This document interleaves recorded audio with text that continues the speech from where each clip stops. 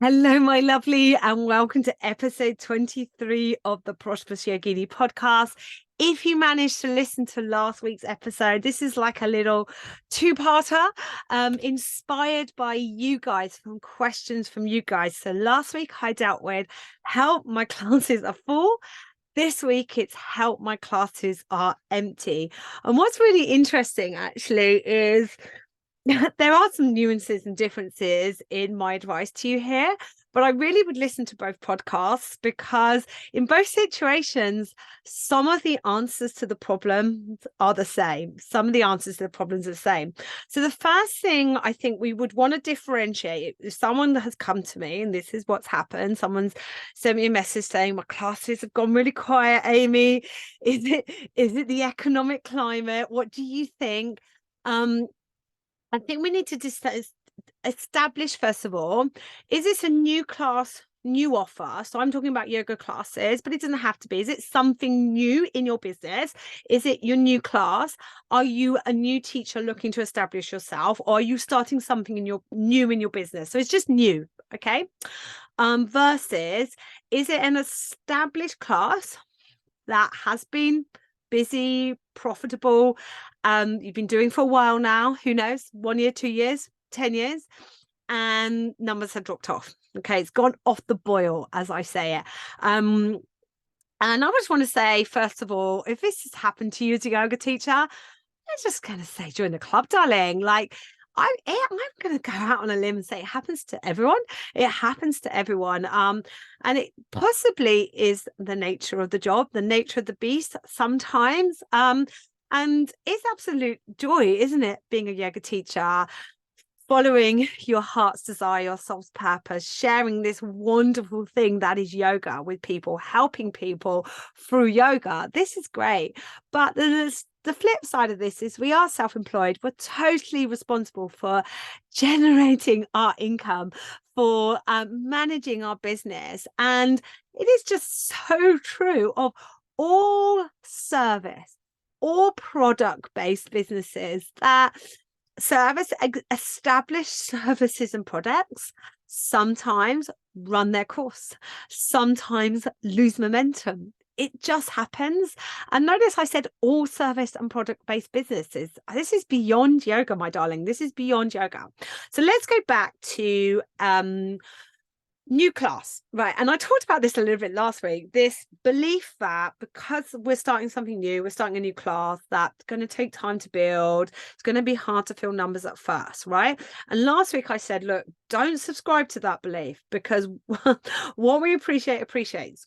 That said, I just want to say that there is a possibility, like when we start anything new, when we start our business, when we start something new in our business, perhaps we've just qualified as a yoga teacher and we're starting something new, that it may take time for this to grow, that it may take time, right? When things are quiet, our beautiful brain will go, yeah, that's it. Excuse my language here. You're a shit teacher and you definitely need to give up. This is all about you. Or we'll blame external circumstances. It's COVID, it's the weather, it's the economic climate. Yeah, because this just helps us to feel safe. This protects us from a sense of failing. And if your class numbers have dropped off, or your class isn't profitable, well, yeah, you have a real sense of failing. And actually, let's say you failed, but it's not sustainable. It's not a sustainable energetic exchange. It's not sustainable for you to turn up every week, teach a couple of people yoga, lovely, but actually you're paying for the privilege of going out and teaching yoga. I know at first when we've qualified, we could justify it by saying, well, it's a good experience. I totally agree. If you've got a class going, then you have opened the pathway for possibility for this class to go, for people to come. But ultimately, long term, if class numbers are low and the class isn't profitable, you have to do something about it, okay? And you have to stop blaming external circumstances and assuming you're shit, because neither of those two things, neither of them are going to change the circumstances that you find yourself in. And that's where we get stuck, because we do blame ourselves. Imposter syndrome clicks in. See, I told you people will find out you were rubbish. Or, oh, I've just passed. So this is why I'm not very good. So this is why my class numbers are quiet. Like, okay, oh, I just haven't got time to do the marketing in my business. I've only got 200 people on social media. I haven't posted on social media for ages. This is why people aren't coming to my classes. Like all these things that we make up. All the people can't afford to do yoga with me. Oh, ever since COVID, people don't want an in-person class anymore. Online yoga classes are dead. You know, these excuses that we come up with, right? None of these excuses, okay, are helping you resolve the problem, which is why we get stuck in this doom loop of an empty class, feeling bad about this class being empty, blaming external circumstances that are beyond our control, or blaming ourselves, which make us feel bad and will not be true. Not just that, one of the powerful things in terms of building a class up is going and thinking, well, there's two people here, and I am so grateful. This is hard, by the way, darling. I am so grateful that these two people have turned up. So grateful. I'm going to really enjoy teaching yoga to them. Okay. My vibrational energy of like, hey, we're here doing yoga and I love teaching you two guys is really high.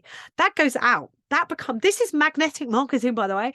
This vibration goes out. The two students that have come, they're not feeling like, oh, this teacher's a bit gutted, no one else here. This teacher's a bit gutted that this class isn't profitable. They're not picking up that vibe at all, right?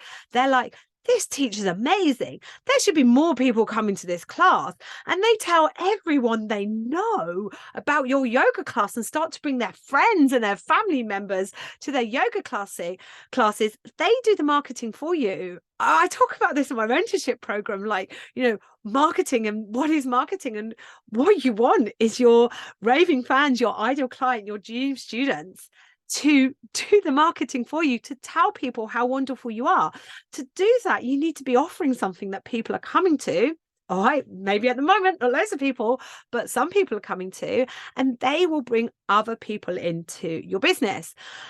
Same with the established class, right? I actually think it's probably harder. It's harder, isn't it, if an established class goes quiet, and you definitely can feel it's you. I want you to know that there'll be a whole multitude of reasons why your clients aren't coming to class. And more than likely, none of it will be to do with you. None of it will be to do with you. So what can we do? What can we do about it? We need to have a non-attached look at the possible reasons why currently my class numbers are low, whether it's an established class or whether you started something new, you've been running it for a couple of months now and class numbers are still low. I want you to have a really non-attached look at it. And the non-attached look comes from initially going, I know this is what my beautiful brain, who doesn't want me to feel rejected by the tribe, that doesn't want me to feel a sense of failure, so will blame external circumstances. My beautiful brain that will do everything to keep me safe will come up with all these excuses. And I just know this is going to happen, not because I'm crap. I'm human, and I love my brain. I love the fact that my brain wants me to feel safe, right?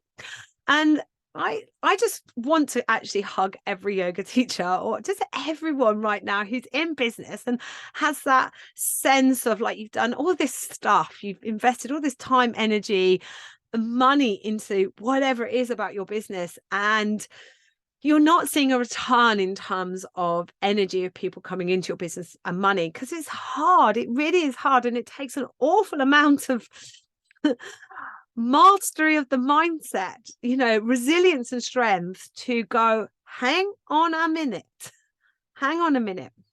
Yeah, something's off here. I'm not going to blame me. I'm not going to blame external circumstances.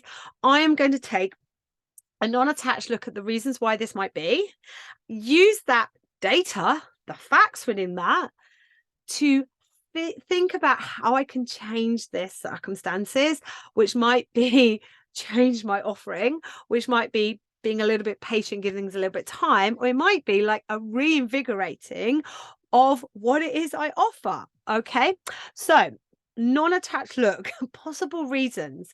So first of all, if you have been running this class for a while, I hope you have some data, even just in your bookings, or at least have you got QuickBooks that is tracking your income? Okay. Have you got some data?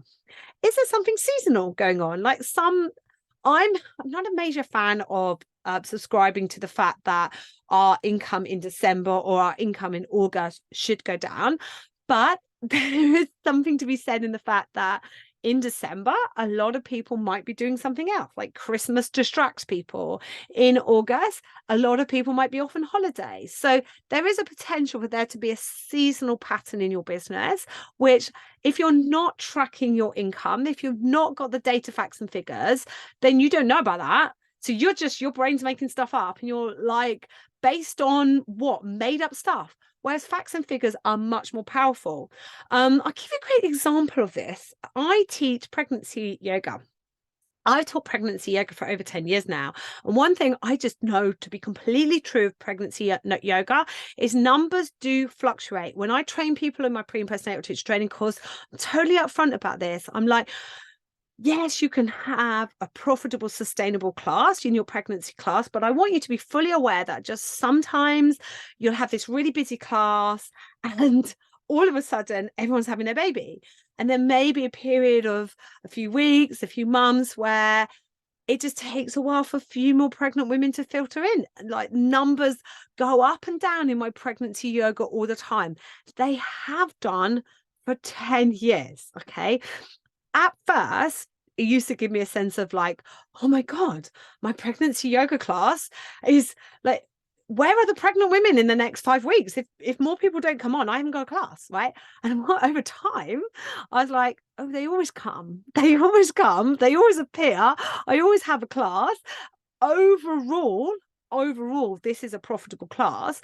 Not just that my pregnant women feed into the more consistent numbers that I experience in mum and baby yoga, but the data told me that. Okay. But of course, at first, I was like, oh my God, my pregnancy yoga class is suddenly going to get quiet. I'm no good at teaching pregnancy yoga. I've written down here, I forgot to mention it. One of the other things that happens when our class numbers go quiet. Oh my God, I better do more training. I'm a rubbish teacher. I work with quite a few teachers that are stuck in what I call training procrastination. Look, darling, I would love you if you feel like you want to expand your subject knowledge, you've got a passion and an interest in teaching pregnancy yoga, postnatal yoga, toddler yin yoga.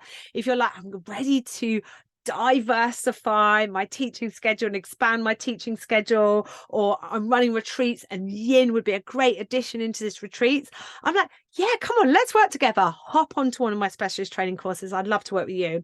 But if you're coming at it from the mindset of the class numbers are quiet, I'm a rubbish teacher, I better do more training, darling, that's not the answer.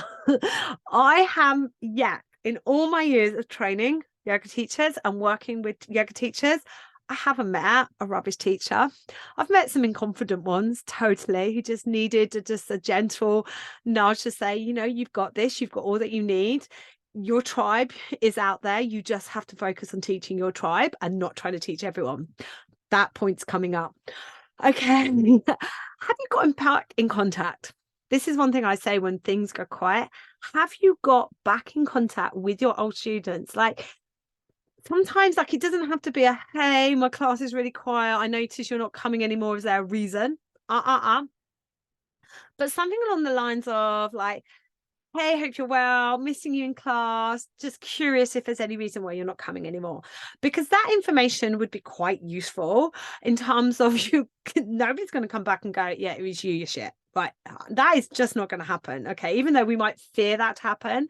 There might be the odd person that was like, actually, I didn't really like your class. Right. Listen, you do not want to teach that person anyway. So if that's their reason, not that they would tell you that, but if that's the reason, like, yeah, I forgive you, I love you, I'll let you go. Like, you are not my dream client anyway. Okay. But you may get a sense of, life, like the excuses why people aren't coming to class anymore will be like, life got really busy, my husband started doing this on this night, the kids have got this club, work got really, really tough. There may be the odd person that comes forward and say like, I love the class, I just can't afford it at the moment. So then there's that external circumstance where at the moment I'm recording this podcast in the winter 2022. Britain is heading into recession. We're in what I call the doom loop of lack of growth, inflation, loss of earnings, loss of income for some people. So absolutely, let's not pretend that there wouldn't be potentially some people, but it's not everyone, darling, some people who can't afford your yoga. What would that tell you? That, well, have you got the capacity to have a discrete payment option for your loyal, lovely students that want to keep coming to do yoga with you but can't afford it? And it would take a lot for someone, honestly, to get in contact and say, hey, I love the class, I can't afford it anymore. But if you've reached out to them and say, look, hey, I just noticed you're not coming to class anymore, just curious, is there any reason why? That might open the door for them to be honest, to say, look, I can't afford it anymore. And you can decide, it's your choice, whether you want to offer them some concessionary rate. Okay. But we're not offering this concessionary rate to everyone because not everyone needs it. Okay. So I do have concessionary rates. I have an advertised concessionary rate for my training, which is a 25% discount scholarship price off all my training courses. And then actually I have an unadvertised discretionary rate for my classes that if I have a sense, I had it with my membership actually a few months ago, long-term loyal client cancelled the membership. And I always follow that up with an email to say, look, thank you so much for your support. I understand your reasons for going, if I don't know what they are. I'd love to see you back in class whenever you can make it. And that client then got back in touch saying, I just love being part of the membership, I just can't afford it anymore. And I gave her a 50% discount. She's coming to class. I feel so good that she's still doing yoga with me. This is why knowing the facts shuts down this mind trash. So how do you ask your students, where's your mindset at? Remember, what we appreciate. So if your mindset is, oh, this class is just not working anymore, nobody likes it anymore, people have found out I'm a rubbish teacher, or there's a new teacher that's teaching down the road, I bet they're all going there, there's a new fancy yoga studio opened up, I bet they're all going there. What we appreciates, and you turn up with this energy, this vibe of not really wanting to do it anymore. And I just want to just like big arrows to that point, not really wanting to do it anymore. So I want to lead with the question is, do you want to do this class? And it might be, yes, I do. And I want it to be profitable. Okay, let's take some action to resolve that. Or it might be like, you know what, actually, no, deep down, I kind of was like feeling like I should do it. I'd love to do this. I'm like, there's the reason why these class numbers are dropping. There's the reason right there, because it's not your heart's desire.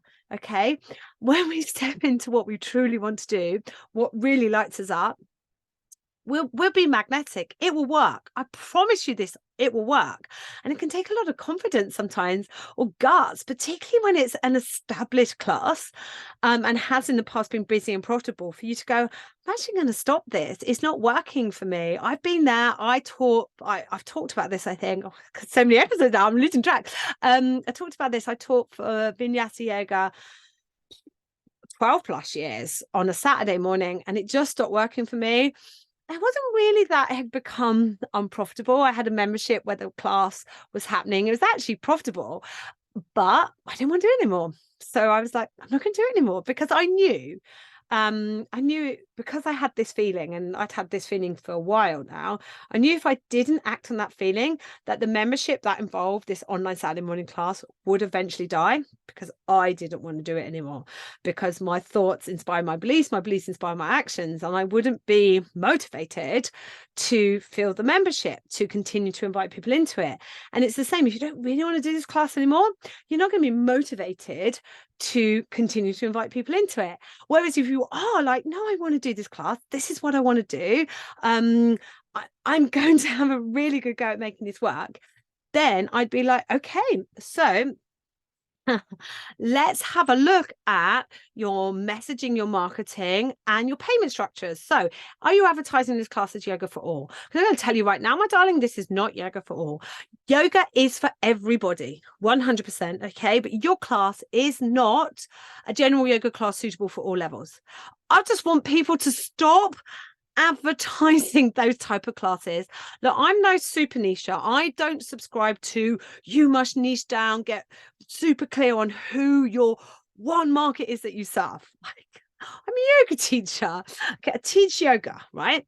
But I do want you to be super clear. I do want you to get niched on who your class is for, what this particular class that you're trying to fill, you are calling out the ideal dream client for this class. Okay, because if you go a mixed ability yoga class suitable for all levels, and it's actually quite a strong vinyasa class because that's the style you teach, and I rock up and I've seen mixed ability yoga class suitable for all levels, and I've got wrist injury and I can't bear weight on my wrist, and there's plank after chaturanga after up dog, and I'm like, this is not for me. So of course I'm not going to come back. Whereas let's say I am looking for a stronger class and I read mixed ability general yoga class suitable for all levels, I would probably go, no, I don't think that's going to be what I'm looking for. Do you see how important your messaging is? So review your messaging, okay? Review how you are talking to people about, this class is for you. If you've got these problems, I can help you with this. If this is what you are looking for, here it is. Then have you got eyes on the price, right? So one thing, and this is like almost spilling into like other aspects, like if you've got an online course, online offer, online membership, can take time to build that. And one of the things is people are like, no one's buying my course. Okay. And I'm like, well, how many people know about your course? How many people have seen your landing page? Do you know what landing page conversion rates are? Well, they're about 2%. So if you not have many people on this page, then there is the reason why potentially no one's buying into your offer. It's the same in your physical offers, your physical classes, your workshops, your retreats. Do people know about it? Okay. If it's a local class, if you've got a flyer up, if you've been into local businesses and talk to them about the fact, hey, I teach yoga, I've got the class, are you happy for me to put my flyer here? Is there anything I can do in exchange? Can I find you easily on Google if I Google your offer? Do you have some presence somewhere on social media? Like, I'm not saying start posting on Instagram every day, get really good at making reels, but there is some effort. Okay, some effort to get what I call the eyes on the prize. Like, even if it is just talking to your friends and family members saying, hey, I've got this class. Do you know anyone who would like to come along? Like, this is messaging. This is marketing. Sorry. Marketing is talking to people, right? Telling people how you can help them, right? Then are you selling them your class? Are you posting on Instagram like inspirational quotes, a beautiful picture of you doing yoga, a picture of you having a lovely beach walk and a coffee with the dog? Yes, I am. But if it's just this is all very lovely. Okay. But how can I do yoga with you? How do I book on? Can I go into your links and see how I can do a class with you? Because you look like my type of person. Okay. Is there friction in the booking process? Like, do I have to send you a DM? Do I have to pay on the night via backs or cash? Like, there's no commitment from me to come to your class. Are you just doing drop-ins? This is going to be a major problem. The value comes from getting people to commit to your classes, right? Okay, so they have a payment structure that encourages and rewards commitment, that gets people to commit to your classes. Like, if you are doing drop-in, let me give you an example. You're doing drop-ins, right? Drop-ins only, right? And it's got November. No, it's November right now. Weather is crap. Weather is awful in Cornwall. It's like storm after storm after storm. Wet and windy, right? Wet and windy. Totally, right?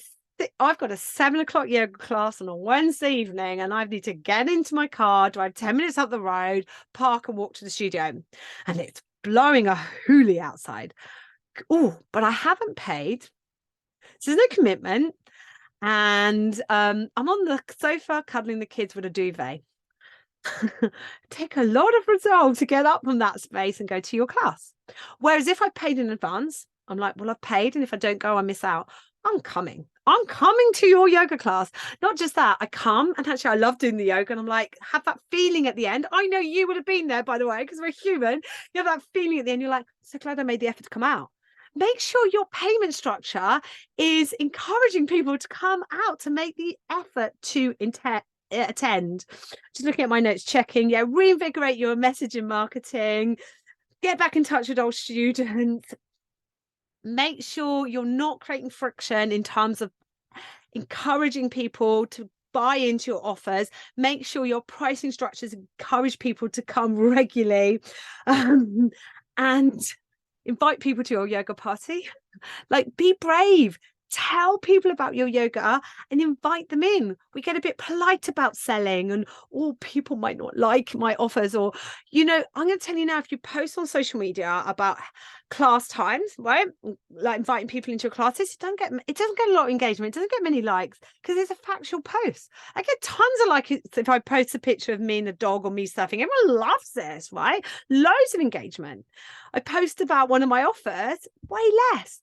But people are still hearing about my offers. And then finally, I want to finish with a bit of woo-woo. Okay, bit of woo-woo. Manifest it. Manifest it. Start thanking the universe for all these wonderful people, right, that are coming to do yoga with you. Go back and listen to last week's podcast, Help My Classes Are Full, and just imagine this is you. You've got a full class with a waiting list. Write an email, write a pretend email thanking everyone for waiting patiently in your waiting list. You will be starting that second class soon. Unfortunately, your current class is full. Okay. Get down with the woo-woo. Get down with it. One, it can't hurt, and two, it might surprise you. All right, my lovelies, I really hope that helps. I totally want to give you the biggest hug if right now your classes are full, your classes are empty, sorry, and it's feeling hard. I just want to say, well done for continuing to show up, continuing to be present in your yoga business. Funny enough, this would be the time where you really, really should join my mentorship program. And that might seem a bit like, but my classes aren't full. I've not got any money coming into my business. You want me to invest in my business? This is the time, right? This is the time, but you need me, and I can help you to not only get that class full, but to create a waiting list, to create new offers that your ideal client loves. I help you with all of this. I help you with the manifesting woo-woo stuff as well. I will help you with all of this. Why? Because I've been teaching yoga for 13 years. I've been there, sweetheart. I've been there when I've had an established class and numbers have dropped off. I've been there where I started something new and classes have been empty. I have been there. I know what it feels like and I know how to work through it and solve it. Okay. And I would just love for you to do the same. So head over to amyyoga.com. The links are also in the show notes. Click on mentoring. You can join my Prosperous Yogini 6-month mentoring program today. Okay. If you're like, actually, I'm quite interested in training and it's not training procrastination, I promise, Amy. I would also love to train with you. You can start my online pregnancy, postnatal, toddler, and yin yoga training courses today. But particularly if your classes are empty and you're feeling stuck, you're stuck in a bit of a doom loop of this is just not working. Now really is the time to invest in your business. Okay. If you don't feel ready to make that investment, that's okay, sweetheart. Binge listen to my podcast episodes over and over again. Get in touch with me. If there's anything specific you'd like me to help you with, I would love to help you. Okay, I will see you all next week. You better go.